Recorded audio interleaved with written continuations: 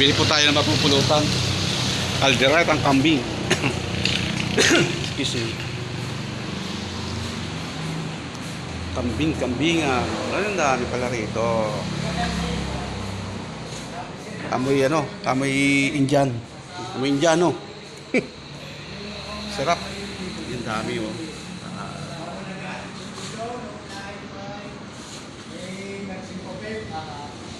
Oo, kilala pa ako. Tanda pa ako ng gina. Hindi ka na nakakasama ng pagkain ni Atos. So, kaya pa mo kayo ni dalawa. Ano po ito? Yung kapatid at pamangkay. Ha? Ano po yan? Patay. Ma? Ay, baka may champay na eh. May sampayin daw po kayo. Ah, nandun siya. Ah, okay lang po na ma-video ko yan. Ayun. Nanda kasi, nanda lang ina ni Merced. Nanda lang ina ni Merced. Anong lugar to kuya?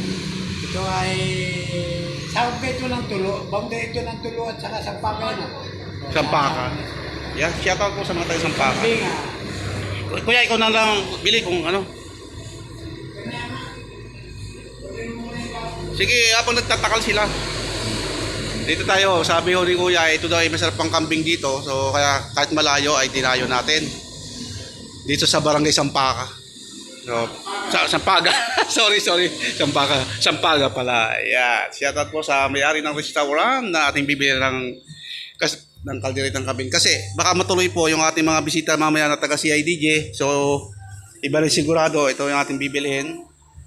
Yan. At saka yung sampay na eh. Kaya yung mga makakapanood dito dyan sa Batangas ay ni-invite namin kayo dito sa Sampaga. Kasi sabi ho ng aking pinsan ay masarap daw ang kambing dito kaya kahit malayo, dinayo namin. Ito po. Dito sa tabing kaliwa, part ng kanan pala, papunta roon sa Sampaga. Mapapansin nyo, maliit na tindahan lang to. Ayan, shoutout po sa inyo lahat yan. At tayo bibili na.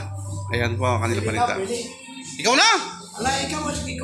Oo, hindi ko alam. Ala, ikaw. Ayun, kalderita, tsaka ano.